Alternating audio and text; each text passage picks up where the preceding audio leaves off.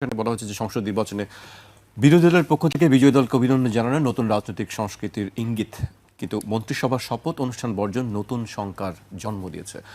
সেখানে একটি শঙ্কার কথা বলা হয়েছে যে মন্ত্রিসভার শপথ অনুষ্ঠান বর্জন যেটি করা হয়েছে, শঙ্কাটা কিসের আসলে? ধন্যবাদ।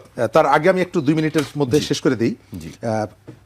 রাজাক ভাই বলেছেন যে আমি আওয়ামী লীগের বিরুদ্ধে না, আমি বলি আমি বিরুদ্ধে বলিনি তো, আমি বলছি আমার বক্তব্য দিচ্ছে আইন সংক্রান্ত।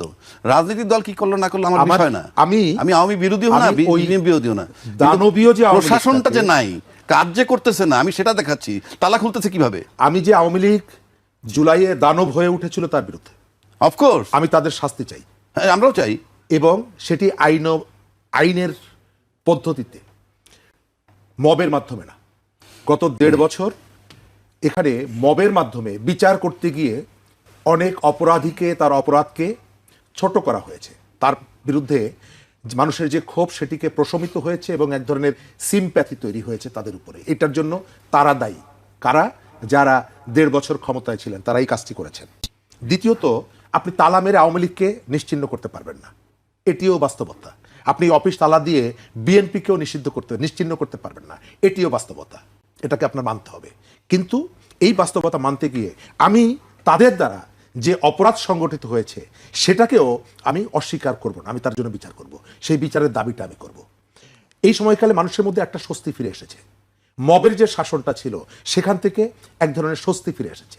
আওয়ামী লীগের যারা অফিস খুলছে, আমার যতটুকু ধারণা এটা দলীয় সিদ্ধান্ত না, কতগুলো অতি উৎসাহী যারা থাকে, হটকারী যারা থাকে, তারা এই কাজগুলো করছে। এবং করতে গিয়ে গতকাল না পরশুদিন নোয়াখালীতে আবার 5 জন গ্রেপ্তার। কিন্তু তারা এতদিন করেনি কেন? এতদিন করেনি, তাদের মধ্যে একটা ধারণা ছিল যে প্রশাসন আসলে এক ধরনের কাজ করে নেই, কিন্তু সেখানে বিকল্প যে প্রশাসন হয়েছিল, মবের যে শাসনটা ছিল, আপনি খেয়াল করে দেখবেন এই মব যারা তৈরি করত তাদের অনেককেই আমরা এখন দেখছি একটু নরম সুরে কথা বলছেন।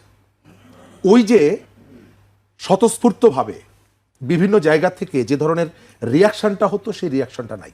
সম্ভবত এটা একটা কারণ এই পর্যন্ত আওয়ামী লীগের কোনো পজিশন থেকে বলা হয়নি যে অফিস খোলো, কর্মসূচি চালু করো। অতি উৎসাহী হটকারী জায়গা থেকে সম্ভবত এটি করা হচ্ছে। তবে আমি আমার কথা শেষ করবো ওই জায়গাটায়, আপনি আওয়ামী লীগ বা বিএনপির অফিসে তালা মেরে, তাদের সমাবেশ করতে না দিয়ে, ইত্যাদি ইত্যাদি করে এদেরকে নিশ্চিহ্ন করতে পারবেন না। এটি বাস্তবতা, এবং সেটি আপনি আবার অ্যাটাস্টেড করেছেন, সত্যায়িত করেছেন ভোটের সময় তাদের দুয়ারে দুয়ারে ভোট চাইতে গিয়ে। তবে আওয়ামী লীগের যারা অপরাধী, যারা গণহত্যার সাথে জড়িত, যারা টাকা পাচারকারী, তাদেরকে কোনোভাবেই অফিস খুলুক আর জানালার ফাঁক দিয়ে প্রবেশ করুক, তাদেরকে ক্ষমা করা যাবে না। আমাদের এখানে রাজনৈতিক সংস্কৃতির পরিবর্তনটা আমরা চাই। সরকারি দল, বিরোধী দল, বাংলাদেশের সমস্ত রাজনৈতিক দল মিলে জাতির সংকটে কাজ করবে, এটি আমরা চাই। আমরা সংসদের সদস্যদের যে শপথ অনুষ্ঠান, সেখানে আমরা দেখলাম, তার আগেও দেখলাম, মজার ব্যাপার দেখেন আপনি, রাজনীতিবিদরা আমাদেরকে কতটা হালকা মনে করে অথবা আমাদেরকে কতটা বোকা মনে করে এবং আমাদেরকে কিভাবে ধোঁকা দেয়। বেগম খালেদা জিয়া মারা যাওয়ার পর 11 দলীয় জোটের প্রধান তারা গেলেন তারেক রহমানের সাথে। আমি দর্শকদেরকে মনে করিয়ে দিই, তারেক রহমানের সাথে গিয়ে প্রস্তাব দিলেন আমরা একটা জাতীয় সরকার করব। আবার নির্বাচনের পরে যখন তাদেরকে জিজ্ঞেস করা হলো জাতীয় সরকার হলে কি করবেন, না করব না। কারণ কি? ততক্ষণে তাদের আসন তারা যেভাবে ভেবেছিলেন সেটি হয়নি, সংখ্যাগরিষ্ঠতা সেটি পায়নি। অর্থাৎ মাত্র সপ্তাহখানেকের মধ্যে আপনি আপনার রাজনৈতিক টার্গেট, রাজনৈতিক কৌশল আপনি পাল্টে ফেলছেন। সুতরাং সকালে শপথে যাওয়া, বিকালে শপথে না যাওয়া, এটি অস্বাভাবিক কিছু না, আমাদের এখানে হয়েছে। কিন্তু এখানে শঙ্কা প্রকাশ করা হয়েছে যে এটি শঙ্কার বিষয়।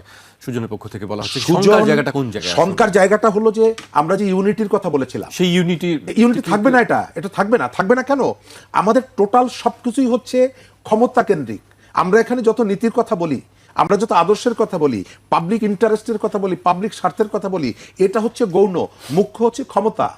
আপনি আজ থেকে 15 দিন আগে আমি আপনার সাথে বসে প্রস্তাব দিলাম যে আমরা একটা জাতীয় সরকার করব। যখন আমি পরাজিত হলাম, অন্য আমাকে এসে জিজ্ঞেস করছে যে যারা বিজয়ী হয়েছে তাদের সাথে কি জাতীয় সরকার করবেন? আমি বলছি না, করব না।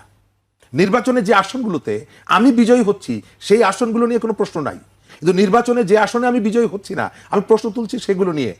সরকার প্রধান যখন বলে যাচ্ছেন যে এই নির্বাচনে কারা কারা বিজয়ী হবে, আমি ওটা নিয়ে প্রশ্ন তুলছি না। আমি জিজ্ঞেস করছি ইলেকশন কমিশন তুমি যথাযথ দায়িত্ব পালন করো না। আমি অভিযোগ করছি বিএনপি সংখ্যাগরিষ্ঠতা পেয়েছে, অভিযোগ বিএনপির দিকে। আরে নির্বাচন তো বিএনপি করে নাই, নির্বাচন তো সরকার করেছে, নির্বাচন তো ইলেকশন কমিশন করেছে। তাদের বিরুদ্ধে আপনার কোনো অভিযোগ নাই, আপনার অভিযোগ হচ্ছে বিএনপির বিরুদ্ধে, বিএনপির অভিযোগ জামাতের বিরুদ্ধে। তাহলে আপনি এটি ধরে নিচ্ছেন যে এই ইলেকশনে আসলে ইলেকশন কমিশন অথবা গভর্নমেন্ট ফাংশনাল ছিল না। তা না হলে রাজনৈতিক দল প্রতিদ্বন্দ্বীরা একজন আরেকজনকে হারিয়ে দিতে পারে না।